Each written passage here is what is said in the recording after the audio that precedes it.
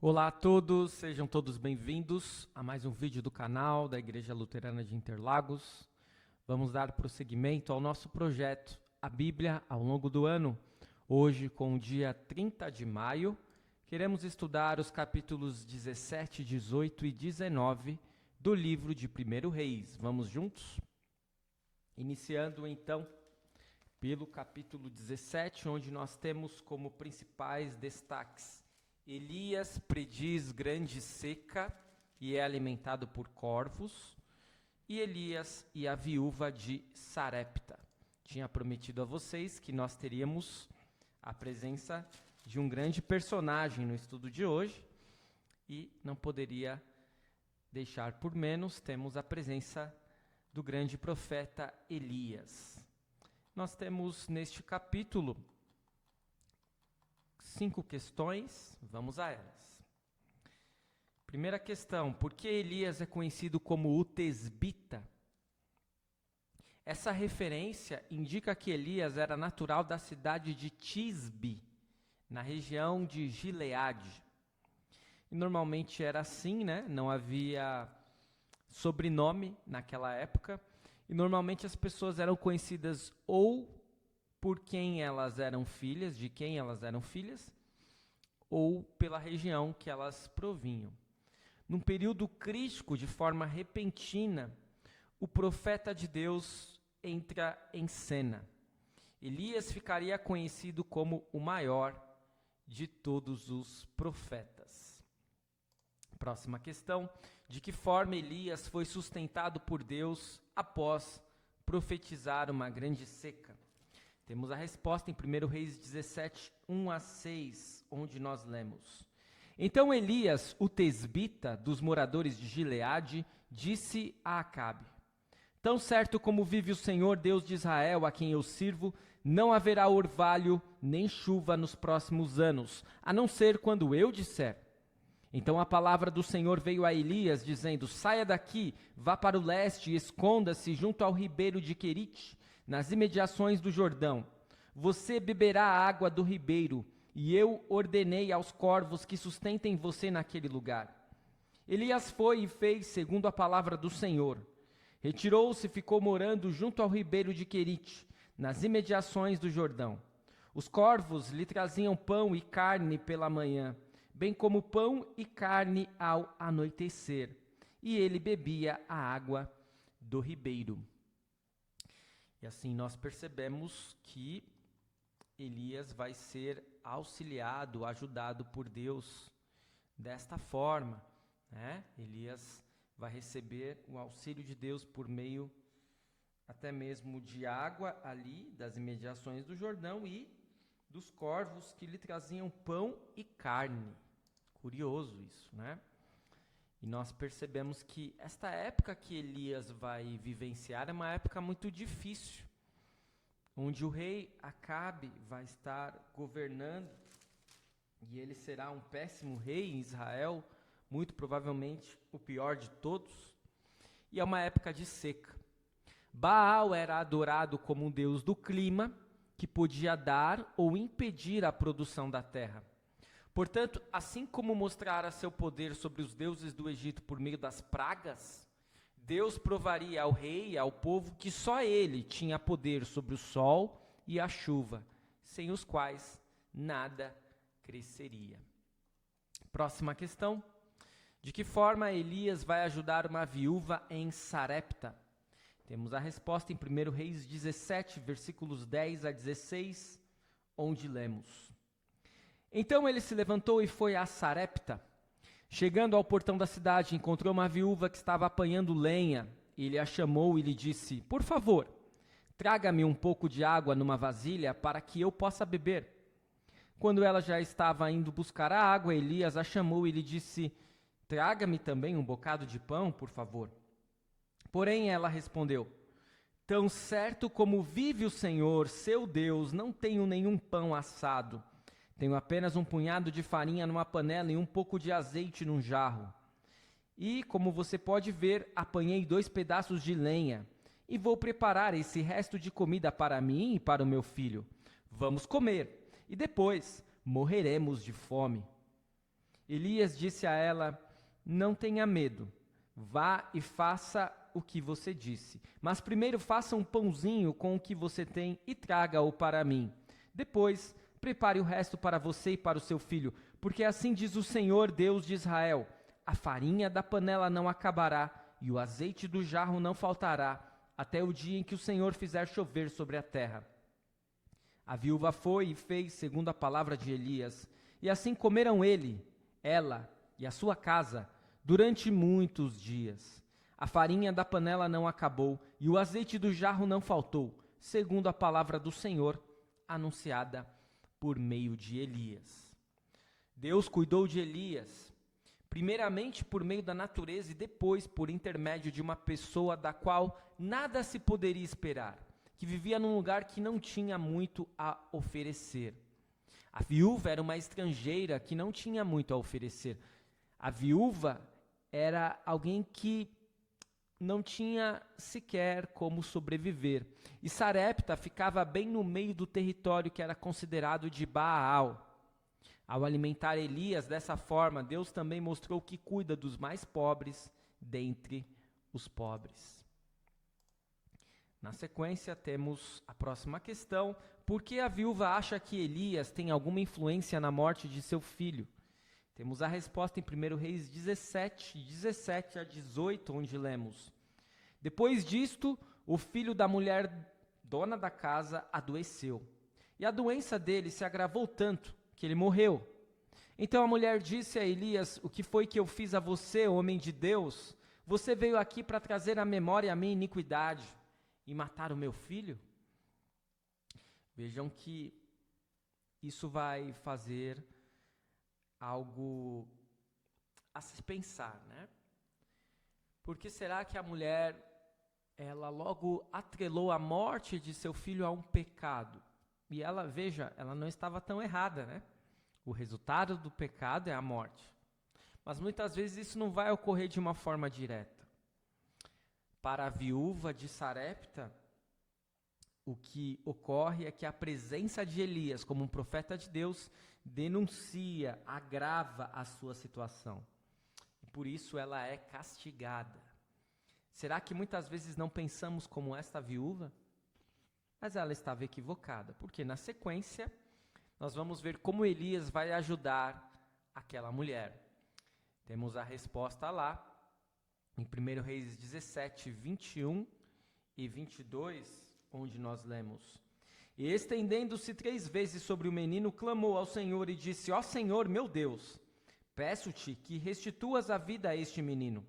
O Senhor atendeu a voz de Elias, a vida foi restituída ao menino e ele reviveu. Portanto, o filho da viúva não vai permanecer morto, será ressuscitado.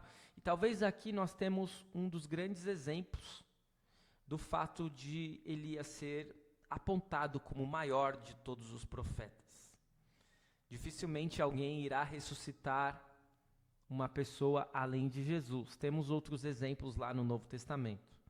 Mas Elias seguramente será um profeta sui generis, um profeta único. Chegamos então ao capítulo 18, onde nós temos como destaques: Elias se apresenta diante de Acabe, Elias e os profetas de Baal no Monte Carmelo, e Elias ora para que chova. E aí nós percebemos quem era, percebemos as questões que temos, né? São 3 questões. A primeira delas: quem era Obadias no reino de Acabe e do que ele tem medo? Não devemos confundir este Obadias com Obadias o profeta, né? É um outro Obadias, não aquele que está com seu nome registrado em um dos livros bíblicos, que dá título a um dos livros bíblicos do Antigo Testamento.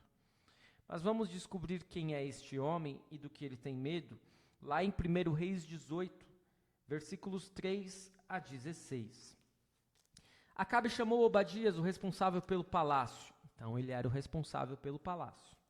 Este Obadias era um homem que temia muito o Senhor. Era alguém que não compactuava com as loucuras do rei Acabe.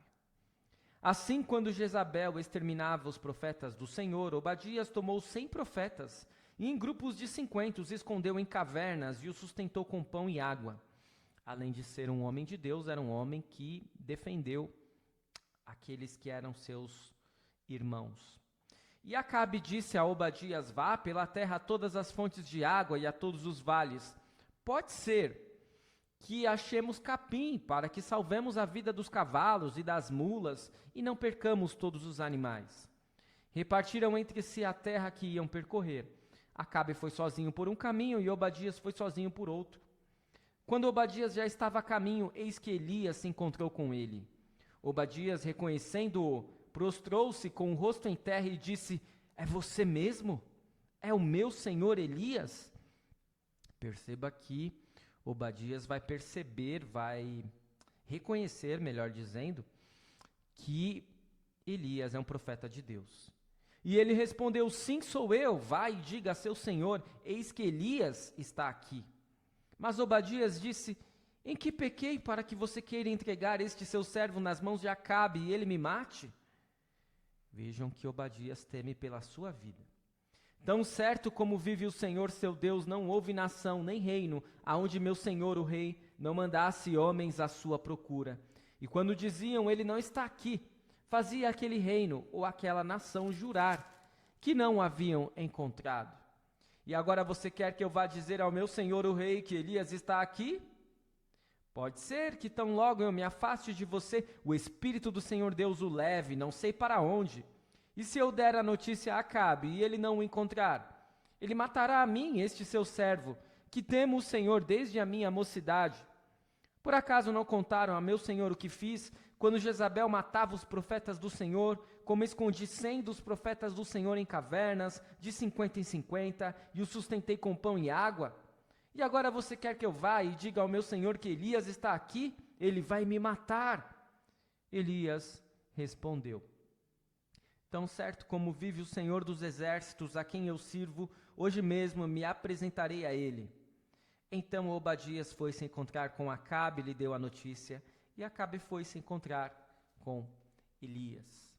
Então Elias vai trazer calmaria a Obadias, que estava agitado, estava temendo por sua vida, porque ele sabia que Elias tinha o Espírito do Senhor e de repente ele diria que Elias estava num lugar e Elias poderia não estar mais. É curioso. Vamos à próxima questão. Como foi o empate entre Elias e os profetas de Baal? Esse é um relato mais extenso, mas precisamos trazê-lo na íntegra, e é uma das grandes vitórias de Deus sobre outros deuses registrada na Bíblia. Vale a pena a leitura. E diz assim: então Acabe enviou mensageiros a todos os filhos de Israel e ajuntou os profetas no Monte Carmelo. Depois Elias se aproximou de todo o povo e disse: até quando vocês ficarão pulando de um lado para outro? Se o Senhor é Deus, sigam-no. Se é Baal, sigam-no. Porém o povo não disse uma só palavra. Então Elias disse ao povo: eu sou o único que restou dos profetas do Senhor. E os profetas de Baal são 450 homens. Tragam agora 2 novilhos.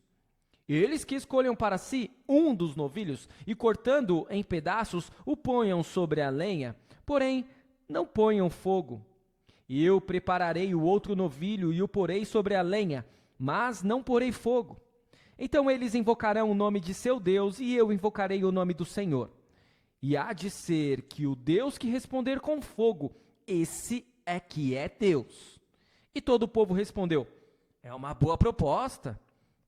Elias disse aos profetas de Baal: escolham um dos novilhos e preparem-no primeiro, porque vocês são muitos. Depois invoquem o nome do Deus de vocês, mas não ponham fogo na lenha. Pegaram o novilho que lhes foi trazido, prepararam-no e invocaram o nome de Baal, desde a manhã até o meio-dia, dizendo: ó Baal, responde-nos. Porém não se ouviu nenhuma voz, e não houve quem respondesse. E ficaram pulando ao redor do altar que tinham feito.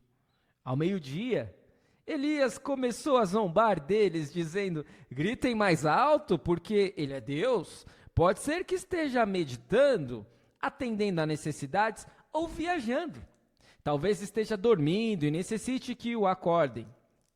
E eles clamavam em altas vozes e se cortavam com facas e com lanças, segundo o seu costume, até ficarem cobertos de sangue. Passado o meio-dia, eles profetizaram até a hora do sacrifício da tarde. Porém, não houve voz, nem resposta, nem atenção alguma. Então Elias disse a todo o povo: aproximem-se de mim. E todo o povo se aproximou dele. Elias restaurou o altar do Senhor que estava em ruínas. Pegou 12 pedras, segundo o número das tribos dos filhos de Jacó, a quem tinha vindo a palavra do Senhor, dizendo: o seu nome será Israel. Com aquelas pedras edificou o altar em nome do Senhor. Ao redor dele fez uma vala, capaz de conter 2 medidas de sementes, e então armou a lenha, cortou o novilho em pedaços e os pôs sobre a lenha. Então disse: encham 4 cântaros com água e derramem sobre o holocausto e sobre a lenha. Disse ainda: façam isso outra vez. E eles o fizeram. E disse mais: façam isso pela 3ª vez. E eles o fizeram pela 3ª vez. A água escorria do altar e enchia também a vala aberta. Quando chegou a hora do sacrifício da tarde, o profeta Elias se aproximou do altar e disse: ó Senhor, Deus de Abraão, de Isaque e de Israel, que hoje se fique sabendo que tu és Deus em Israel, e que eu sou o teu servo, e que segundo a tua palavra fiz todas estas coisas. Responde-me, Senhor, responde-me, para que este povo saiba que tu, Senhor, és Deus, e que fizeste o coração deles voltar para ti. Então caiu fogo do Senhor e consumiu o holocausto, a lenha, as pedras e a terra, e ainda lambeu a água que estava na vala. Quando o povo viu isso, todos se prostraram com o rosto em terra e disseram: o Senhor é Deus, só o Senhor é Deus. Então Elias disse: prendam os profetas de Baal, que nenhum deles escape. Eles os prenderam e Elias os fez descer até o ribeiro de Quizon, e ali os matou. Este é o relato da grande vitória de Elias sobre os profetas de Baal. Jezabel, a esposa de Acabe, era fanática por sua religião. E durante 3 anos ela fizera tudo em seu poder para eliminar a adoração a Deus em Israel. Agora Elias estava de volta e enfrentando 450 profetas de Baal. Baal se mostrou impotente, tão incapaz de produzir fogo quanto de enviar a chuva necessária. O Deus de Israel era o Senhor vivo. O fogo queimou a oferta encharcada. O povo gritou: o Senhor é Deus. E os profetas de Baal foram mortos. E a seca irá terminar. Eis a nossa próxima questão. De que modo Elias demonstrou a fé em relação à chuva? Temos a resposta em 1 Reis 18, 41 a 45. E diz assim: então Elias disse a Acabe: suba, vá comer e beber, porque já se ouve o barulho de abundante chuva. Acabe subiu para comer e beber, mas Elias subiu até o alto do Carmelo. Ali, encurvado para a terra, pôs o rosto entre os joelhos e disse ao seu servo: vá e olhe para o lado do mar. Ele foi, olhou e disse: não vi nada. Então Elias disse: volte. E assim por 7 vezes. Na 7ª vez o servo disse: eis que se levanta do mar uma nuvem pequena como a palma da mão de um homem. Então Elias disse: suba e diga a Acabe: apronte o seu carro e desça, para que a chuva não o detenha. Em pouco tempo o céu escureceu com nuvens e vento, e caiu grande chuva. Acabe subiu ao carro e foi para Jezreel. A mão do Senhor veio sobre Elias, que cingiu os lombos e correu na frente de Acabe, até a entrada de Jezreel. E assim nós percebemos que o profeta vai orar por chuva, e antes mesmo que apareça a nuvem, ele já crê que a chuva virá. Elias, de fato, era um homem de Deus. E finalmente chegamos ao capítulo 19, o último de hoje, que temos como destaques Elias no Monte Horebe e o chamado de Eliseu. Temos 3 questões, vamos a elas? Qual foi a reação de Elias ao ser ameaçado por Jezabel? Temos a resposta em 1 Reis 19, 1-4. Acabe contou a Jezabel tudo o que Elias havia feito e como havia matado todos os profetas à espada. Então Jezabel mandou um mensageiro a Elias para dizer-lhe: que os deuses me castiguem se amanhã, a estas horas, eu não tiver feito com a sua vida o mesmo que você fez com a vida de cada um deles. Elias ficou com medo, levantou-se e para salvar a vida se foi e chegou a Berseba, que pertence a Judá. E ali ele deixou o seu servo. Ele mesmo, porém, foi para o deserto, caminhando o dia inteiro. Por fim, sentou-se debaixo de um zimbro, sentiu vontade de morrer e orou: basta, Senhor, tira a minha vida, porque eu não sou melhor do que os meus pais. Perceba que o entusiasmo se acabou. O desgaste físico e espiritual deixou Elias à beira da depressão, do medo e da decepção. Jezabel ainda queria matá-lo e por isso Elias fugiu para o sul, até o deserto e o Sinai, também conhecido como Monte Horebe. Percebemos que Elias, de fato, foi um grande profeta, o maior dos profetas para muitos. Mas Elias também titubeou. Elias também se sentiu triste e até em depressão. Ele até mesmo desejou a sua morte. Portanto, nós não podemos achar que, por algo ter acontecido de maravilhoso em nossa vida, e de termos reconhecido isso, de que isso foi algo que veio de Deus, de que nós não iremos mais cair, de que nós sempre estaremos firmes, porque muitas vezes poderemos titubear, assim como Elias. A próxima questão, como Deus ajudou Elias. Temos a resposta em 1 Reis 19, versículos 5 até 18, onde nós lemos: Deitou-se e dormiu debaixo de um zimbro, e eis que um anjo tocou nele e lhe disse: levante-se e coma. Elias olhou e viu perto da sua cabeça um pão assado sobre pedras em brasa e um jarro de água. Comeu, bebeu e tornou a dormir. O anjo do Senhor voltou, tocou nele e lhe disse: levante-se e coma, porque a viagem será longa. Então Elias se levantou, comeu e bebeu, e com a força daquela comida caminhou 40 dias e 40 noites até Horebe, o monte de Deus. Ali entrou numa caverna onde passou a noite. E eis que a palavra do Senhor veio a ele e lhe disse: o que você está fazendo aqui, Elias? Ele respondeu: tenho sido muito zeloso pelo Senhor Deus dos exércitos, porque os filhos de Israel deixaram a tua aliança, derrubaram os teus altares e mataram os teus profetas à espada. Só fiquei eu, e eles estão querendo tirar-me a vida. Então foi-lhe dito: saia daí e fique diante do Senhor no monte. E eis que o Senhor estava passando, e um grande e forte vento fendia os montes e quebrava as rochas diante do Senhor. Mas o Senhor não estava no vento. Depois do vento houve um terremoto, mas o Senhor não estava no terremoto. Depois do terremoto veio um fogo, mas o Senhor não estava no fogo. E depois do fogo veio o som de um suave sussurro. Quando Elias ouviu isso, cobriu o rosto com um manto e saindo pôs-se à entrada da caverna. E eis que veio uma voz e lhe disse: o que você está fazendo aqui, Elias? E ele respondeu: tenho sido muito zeloso pelo Senhor, Deus dos exércitos, porque os filhos de Israel deixaram a tua aliança, derrubaram os teus altares e mataram os teus profetas à espada. Só fiquei eu, e eles estão querendo tirar minha vida. Então o Senhor disse a Elias: vá, volte ao seu caminho para o deserto de Damasco. Chegando lá, unja Hazael como rei da Síria.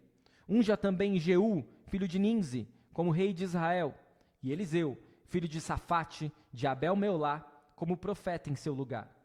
Quem escapar à espada de Hazael, Jeú matará. Quem escapar à espada de Jeú, Eliseu o matará. Também conservei em Israel 7.000 todos os joelhos que não se dobraram a Baal e toda a boca que não o beijou.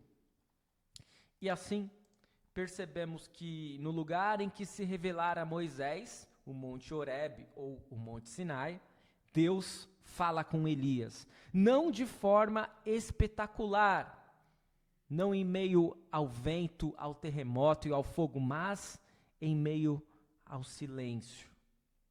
A autocomiseração chegou ao fim. Ele tornou a ver as coisas na sua devida proporção, e o caminho à frente de Elias foi mapeado com clareza. Próxima questão: de que forma Elias chama Eliseu? Temos a resposta em 1 Reis 19, versículos 19 a 21.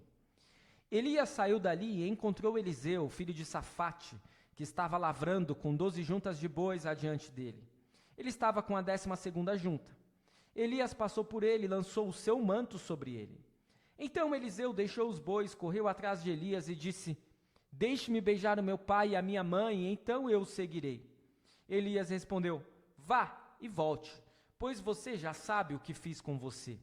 Eliseu voltou para trás, pegou a junta de bois e os sacrificou.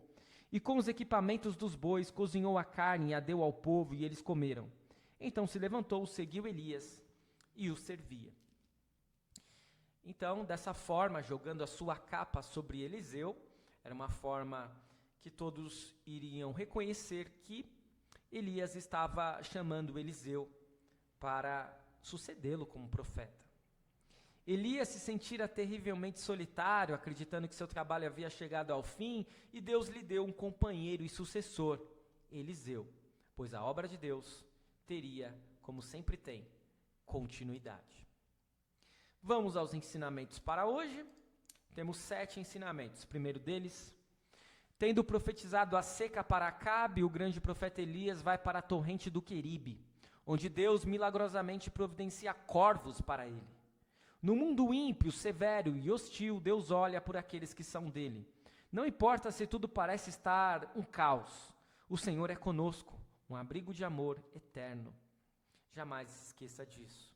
Não é o que está acontecendo ao seu redor, mas é o fato de que Deus sempre está com você, que deve alegrá-lo. Segundo o ensinamento, por intermédio de Elias, o Senhor milagrosamente forneceu alimento para uma viúva em Sarepta.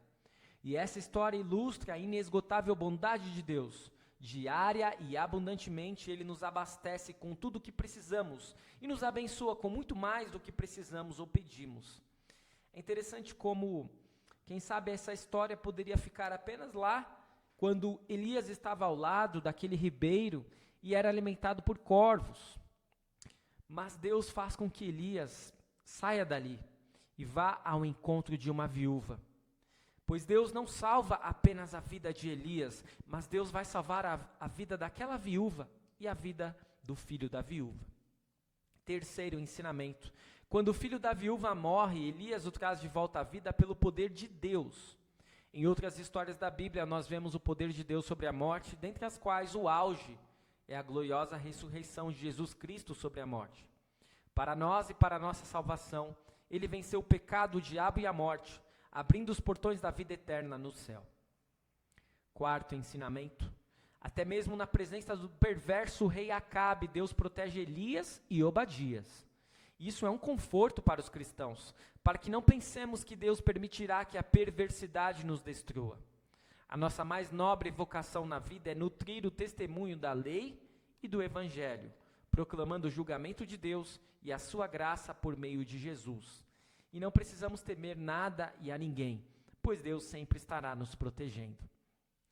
Quinto ensinamento: após 3 anos e meio de seca, Deus envia chuva quando Elias ora de novo. Quão poderosa é a oração de um justo! Por meio da sua oração, Elias não somente vai trazer alento para si mesmo, mas para todos os israelitas, mesmo aqueles que eram injustos. Sexto ensinamento: quando Elias se sente desencorajado, o Senhor vai até ele num ciclo tranquilo, encorajando de que ele não está sozinho e comissionando-o a retornar ao ministério recebido por Deus. A voz de Deus fala a nós na quietude das inspiradas páginas das Escrituras, por meio das quais ele nos encoraja com perdão, vida e salvação em Jesus, a palavra que foi feita carne. 7º ensinamento. Elias lançou o seu manto sobre Eliseu, que o sucederia no trabalho de Deus. Que nós, no tempo que temos aqui na terra, coloquemos a vocação da palavra de Deus sobre os ombros da próxima geração, tal como Deus edifica Eliseu para seguir os passos de Elias. Assim ele está edificando servos fiéis ao Evangelho para o ministério nessa e na próxima geração. Eu espero que este estudo tenha sido de grande proveito para você. Continue seguindo o nosso projeto A Bíblia ao longo do ano e amanhã retornamos com mais um vídeo que vai terminar mais um livro, o livro de 1 Reis. Fique na paz do Senhor. Obrigado por assistir e até o nosso próximo vídeo.